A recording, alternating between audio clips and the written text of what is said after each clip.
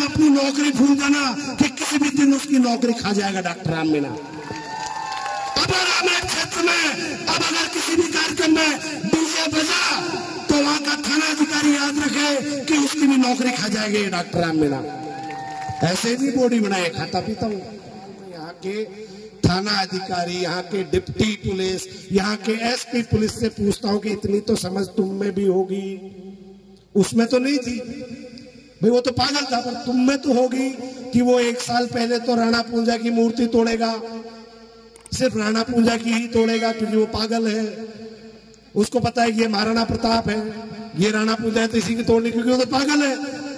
फिर 1 साल बाद वो आके सबसे पहले सफेद झंडा ही फाड़ेगा क्योंकि पता है वो तो पागल है, उसको पता है ये आदिवासी समुदाय का झंडा है। उधर वाला तो उसको समझ में आ रहा है वो पागल है। तुम तो पागल नहीं थे, तुमको तो समझना चाहिए कि आदमी इतना समझदार है, जो पागल है वो इतना समझदार है कि वो आके केवल आदिवासी समुदाय का झंडा ही फाड़ेगा।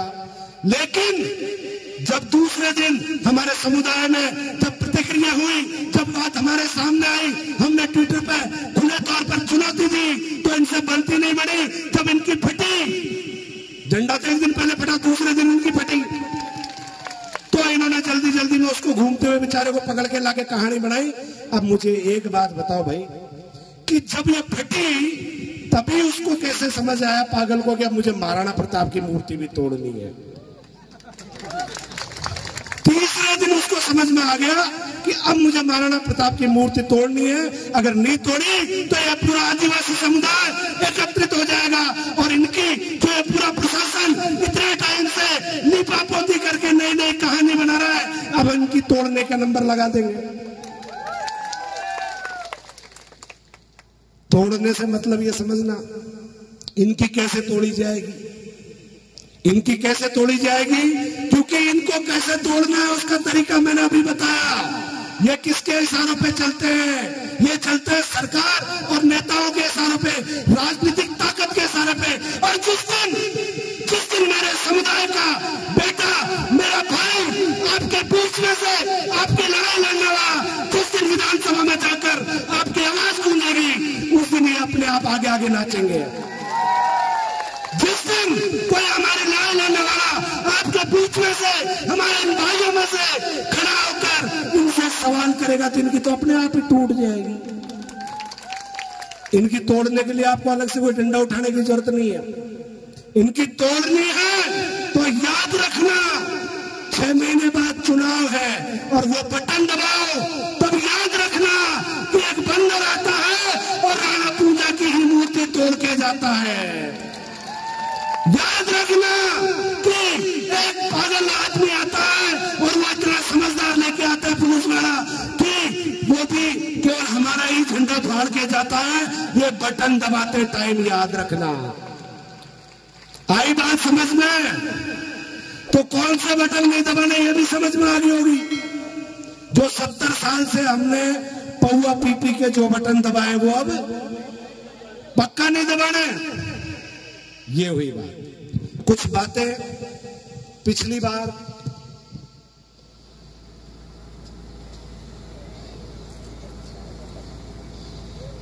मेरे सामने कुछ प्रकरण आए, इसी में एक प्रकरण हो। आज हमारे विश्व आदिवासी दिवस के बैनर गांव गांव में हमारे भाइयों ने लगाए तो इन हरामखोरों को वो भी सहन नहीं होता। और इन्होंने कल रात को धुलालिया में हमारे विश्व आदिवासी दिवस का बैनर लगा था, रात को अंधेरे में, दिन में तो इनकी औकात नहीं है।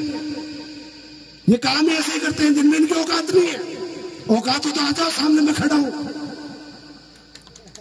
मैं खड़ा हूं, खुल के कह रहा हूं कि हो औकात तो आ जाओ कि ला मैं तुम्हारा बैनर फाड़ता हूं, फिर मैं बताता हूं कि किसकी माई ने असली दूध पिलाया है। क्योंकि इनकी माइयों ने असली दूध पहले भी नहीं पिलाया, इनके तो दाइयों ने पिलाया। इतिहास गवाह है, इतिहास गवाह है। मैं इतिहास में खुले तौर पे लिखा है कि इनको तो इनकी माइयों ने दूध नहीं पिलाया, दाइयों ने पिलाया, हमको तो हमारी माई ने पिलाया। इसलिए छाती ठोक के कहते हैं कि अगर है हिम्मत तो बैनर दिन में फाड़ के दिखाना, फिर हम बताएंगे कि कैसे फाड़ा जाता है। तुम बैनर फाड़ो, हम तुम्हारी फाड़ के बता देंगे। दुधालिया गांव की जो घटना हुई, रात को बैनर फाड़ा गया, उस पर पेट्रोल डाल के आग लगाई गई। मैं साफ तौर पे संबंधित थाना अधिकारी, कौन सा थाना लगता है भाई? केलवाड़ा थाना। केलवाड़ा थाना के एसएचओ अगर मेरी बात सुन रहे हो, नहीं सुन रहे हो, तो आसपास के थाने के पुलिस वाले भाई सुन रहे हो तो केलवाड़ा थाने को बता दीजिए कि आपके थाना क्षेत्र में पहले भी इस तरह की घटना हुई। एक बोर्ड तोड़ा गया, मैंने आपको कहा, आपने कहा साहब देख लेंगे।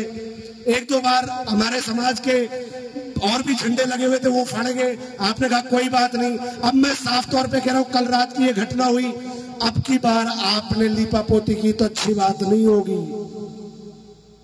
अच्छी बात इसलिए नहीं होगी कि फिर कह रहा हूं कि 6 महीने बाद क्या है? चुनाव है। और आपके जो आका हैं, जिनकी वजह से आप हमारी बात नहीं सुनते हो, उनकी तो उल्टी गिनती हमने क्या कर दी? शुरू। अब उल्टी गिनती शुरू हो गई तो 6 महीने बाद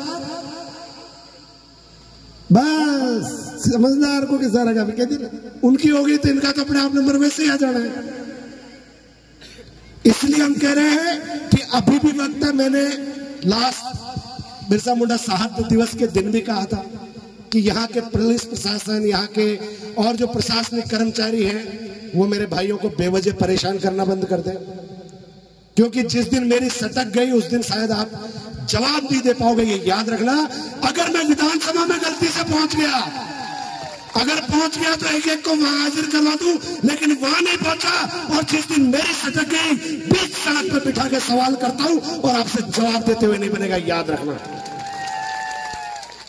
आज से पहले ऐसे सैकड़ों मौके हैं जब मैंने खुले सवाल किए हैं और प्रशासन की बोलती बंद हुई है। इसलिए याद रखना कि मैं पहले तो डॉक्टर, ऐसा नहीं कि बिना पढ़ा लिखा हूं, डॉक्टरी की पढ़ाई की, वो भी मेडिकल वाला। सामने वाले की शक्ल देखते पता लग जाता है कि झूठ बोल रहा है कि सही बोल रहा है। और ऊपर से वकील, डॉक्टरी करने के बाद भी वकालत की। फिर कह रहा हूं कि मैं तो करेला, वो भी नीम चढ़ा। जिस दिन मेरे हत्थे चढ़ गए उस दिन ना निकला जाएगा ना उगला जाएगा, इसलिए ध्यान रखना। बहुत सारी बातें हैं, बहुत सारे बिंदु हैं, और भी मुझे लगता है कई वक्ता हैं। मुझे मेरे शब्दों को शायद विराम दे देना चाहिए, क्योंकि जैसे ही मुझे पता लग जाता है, संचालक जो होता है आपके आसपास मंडराने लग जाता है, मतलब समझ जाइए कि अब हमारे समय की सीमा नजदीक है।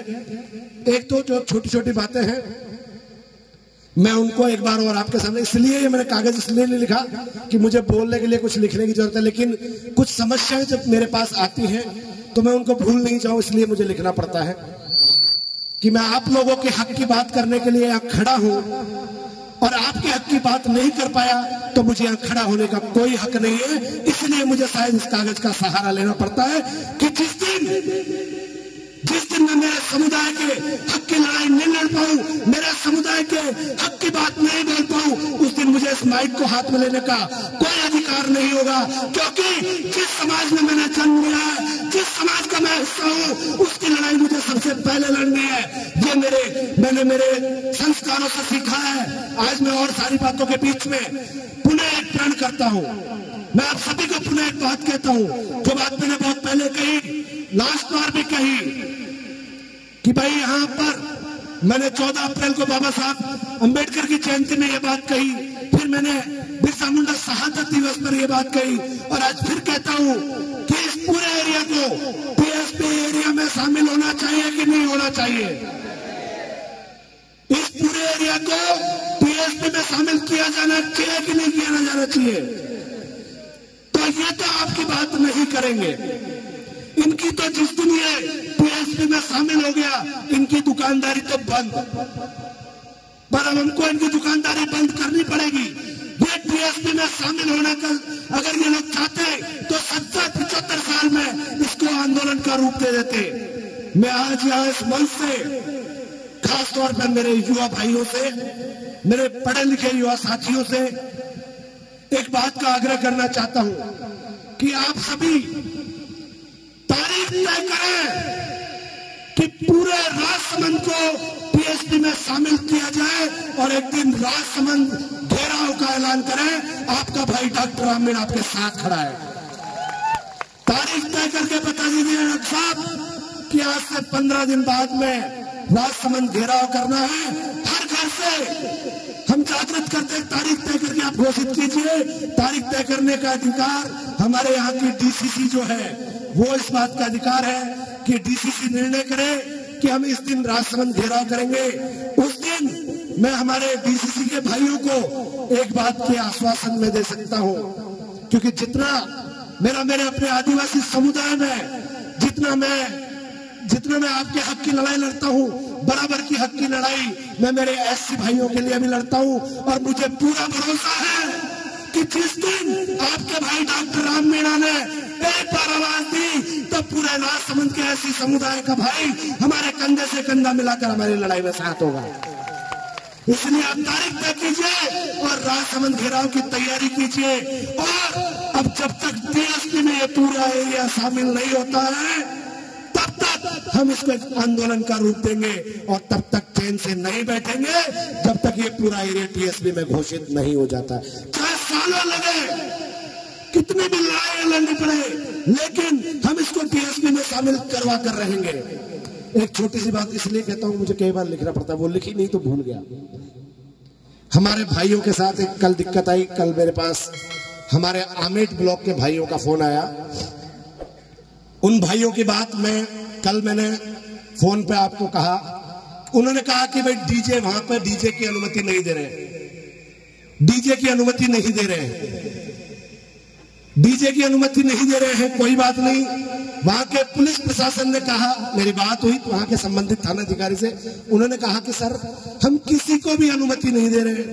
मेरे भाइयों ने मुझे कहा कि साहब अभी कुछ दिन पहले वहां इस कार्यक्रम में डीजे बजा, कुछ दिन पहले उस कार्यक्रम में डीजे बजा।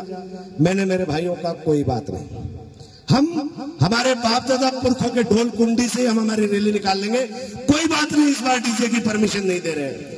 लेकिन आज मैं यहां से आमेट थाना प्रभारी, आमेट एसडीएम को साफ साफ कह देना चाहता हूं कि आज के बाद पूरे आमेट क्षेत्र में फिर चाहे तुम्हारा एमएलए आए, तुम्हारा एमपी आए, तुम्हारा प्रधानमंत्री आए और कोई तुम्हारा बाप आए, अगर एक बार भी डीजे बजा तो नंबर देख लेना, तुम्हारा सबसे पहले लूंगा।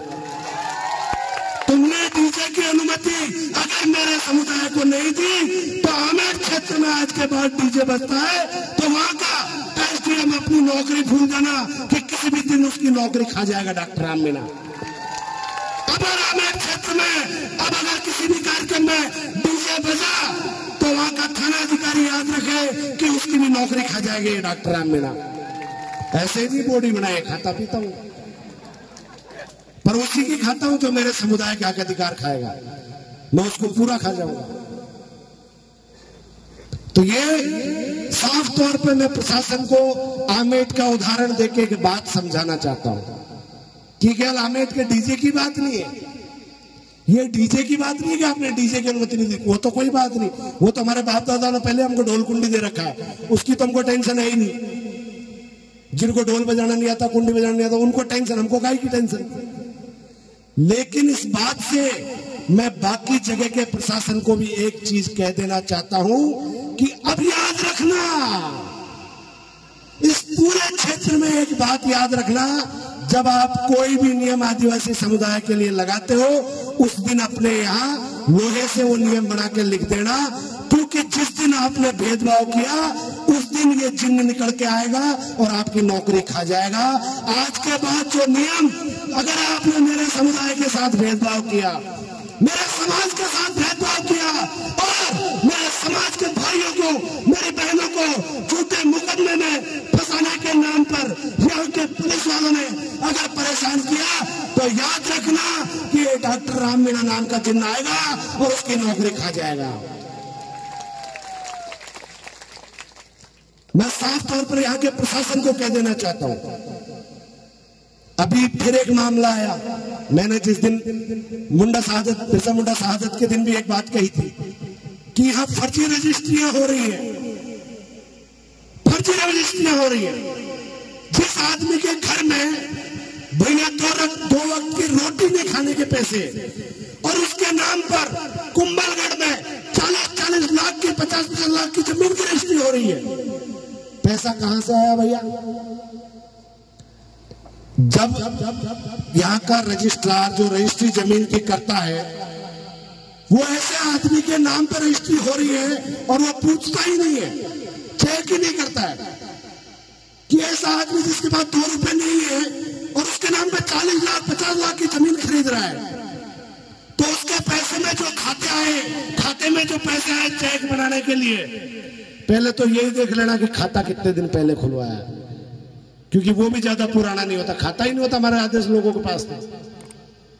तो मैं यहाँ पर प्रशासन के खास तौर पर रेवेन्यू वालों को एक बात साफ कह देना चाहता हूँ कि जितनी भी बेनामी जमीन जो गैर आदिवासी हमारे किसी भाई को वो पौआ पिलाकर उसके नाम पे जमीन खरीद लेता है, मैं यह दोनों को चेता देता हूं जो जमीन खरीद रहा है वो भी समझ जाए कि अगर जमीन किसी गैर आदिवासी ने मेरे किसी आदिवासी भाई के नाम पर खरीदी अवैध रूप से, जिसके पास पैसा ही नहीं हो तो खरीदेगा नहीं, और जिसने अवैध रूप से खरीदी वो भी याद रखना कि मैं उसकी जमीन को भी खा जाऊंगा, जिसने अवैध खरीदी। और दूसरा वो रेवेन्यू अधिकारी, वो रजिस्ट्रार, वो पंजीयक, इस एरिया का याद रखना कि अगर एक भी फर्जी रजिस्ट्री जिस दिन उसका प्रूफ मेरे हाथ में आ गया उस दिन मैं उसकी नौकरी गारंटी से खा जाऊंगा, ये मैं आज कह के जा रहा हूं। अगर इस क्षेत्र की जमीनों की फर्जी रजिस्ट्री नहीं रुकी, इसलिए कहता हूं ये लिखना जरूरी है, इस क्षेत्र की फर्जी जमीनों की रजिस्ट्री नहीं रुकी तो बहुत जल्दी इस क्षेत्र में एक बहुत बड़ा आंदोलन होगा और उसका जिम्मेदार यहां का प्रशासन होगा।